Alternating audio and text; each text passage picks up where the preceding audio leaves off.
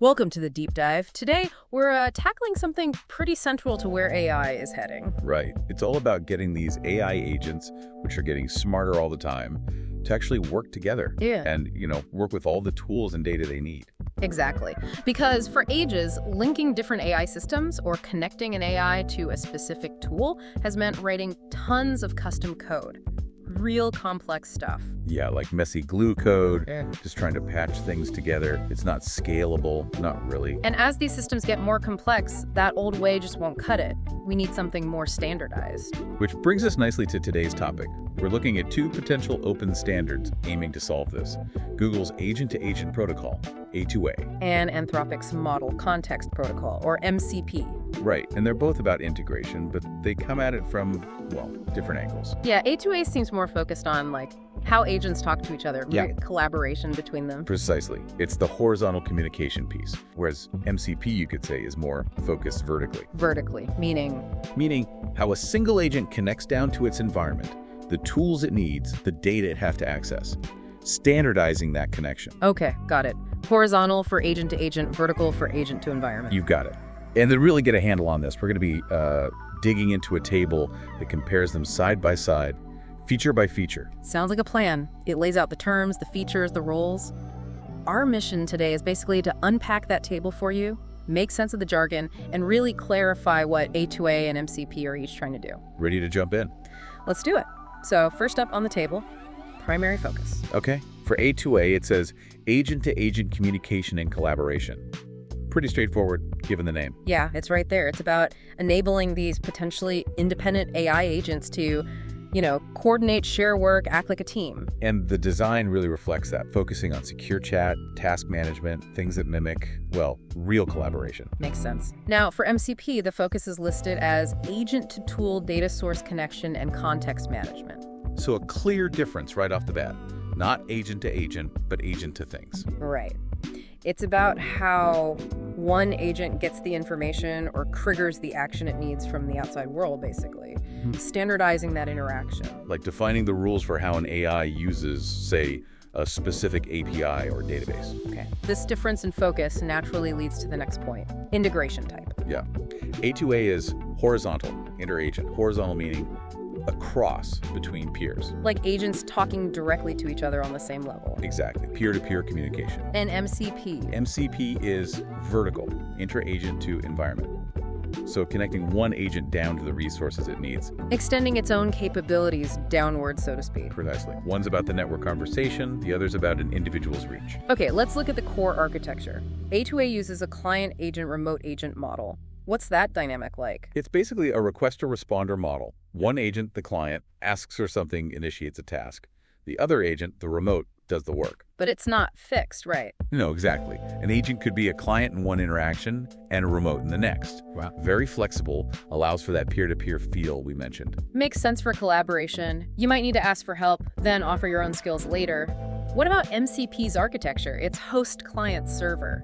Sounds a bit more layered. It is. The host is usually the main AI application the user sees. Yeah. Inside that, there's a client component like a specific connector or manager. Okay. And that client talks to a server, which is the thing actually providing the tool or the data. So AI connector, service provider, three distinct parts. Right. It offers a more controlled, structured way to access those external functions. The client acts as a kind of gatekeeper or intermediary. I can see how that helps manage things, maybe security too. Definitely. It handles formatting, maybe some initial checks. We'll probably touch on security later. Okay, let's move to key components.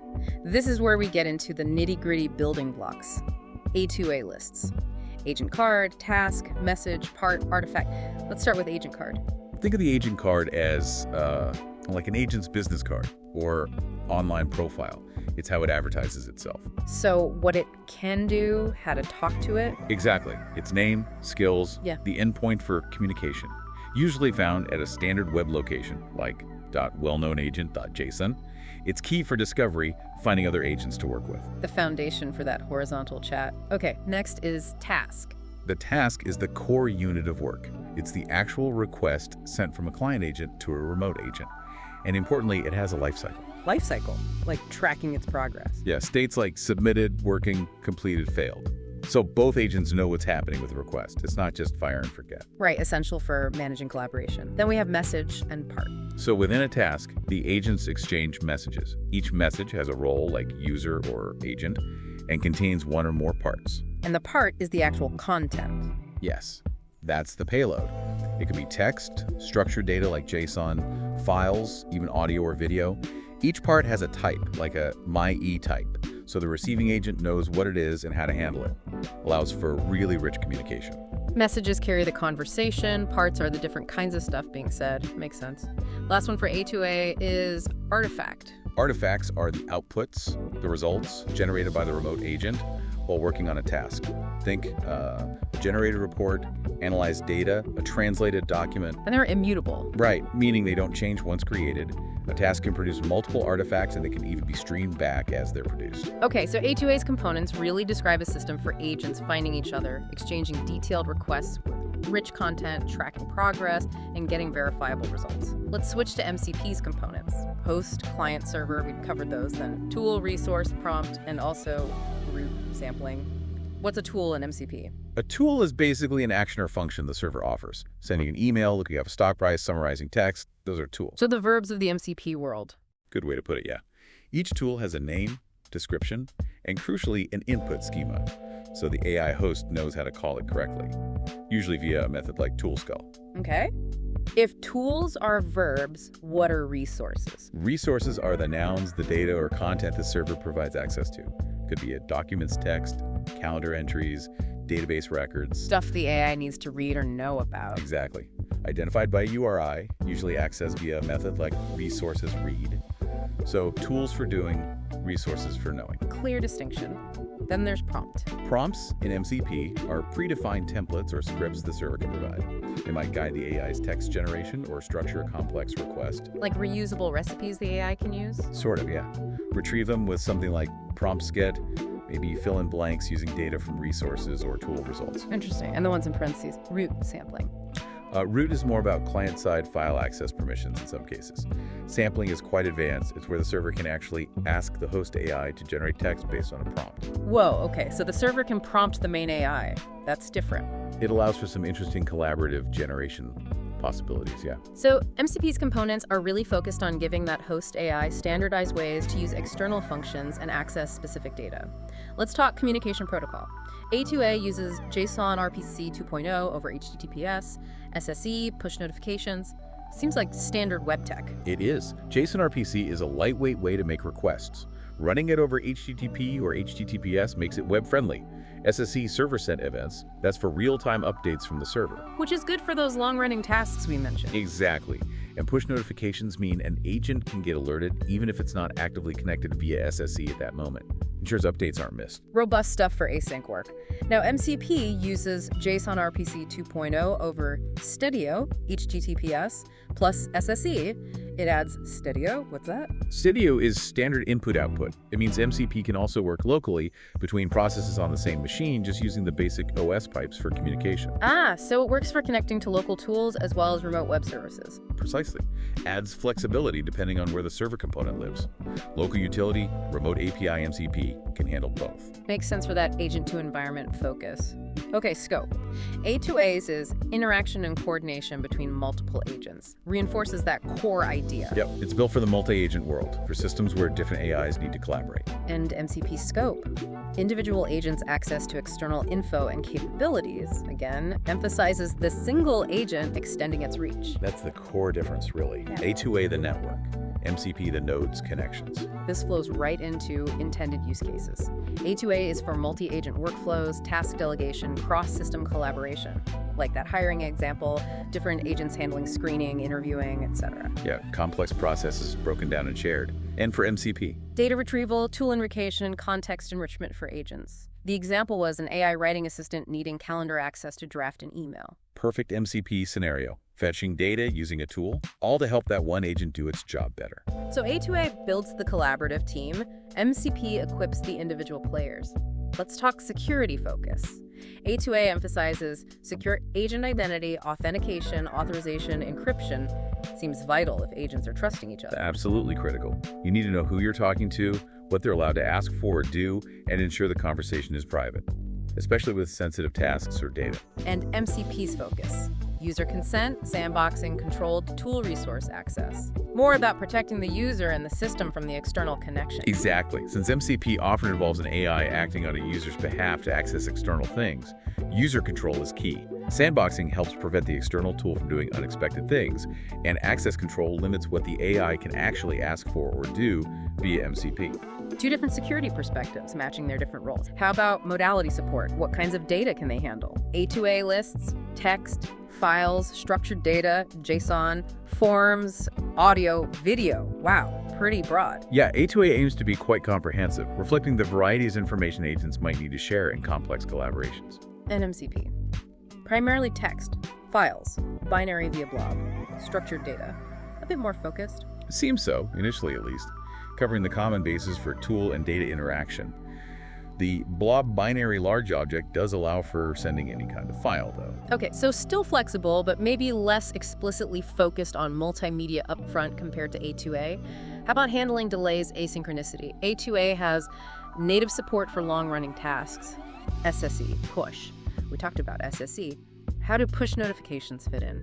Push lets a remote agent notify the client agent later, maybe when the task is done or hit a key milestone, even if the SSE connection dropped or the client was busy. Keeps things moving even if they aren't constantly watching. Got it. Built for things that take time. MCP's approach: host manages async tool calls, server can push updates, SSE. Sounds like the main AI app has more responsibility. Yeah, the host application using MCP generally needs to handle the fact that a tool call might not return immediately. It needs to manage that waiting state, though the MCP server can still use SSE to send updates back. So, slightly different division of labor for managing async operations. What about state management? Keeping track of progress. A2A has explicit task lifecycle states. Submitted, working, very structured. It is. A2A formally defines these states so everyone knows exactly where a task stands. Crucial for coordinating complex workflows involving multiple steps or agents. And MCP: primarily request response for tools, host manages workflow state. Simpler for the protocol itself. Yes. For a basic tool call, it's often just ask, get answer.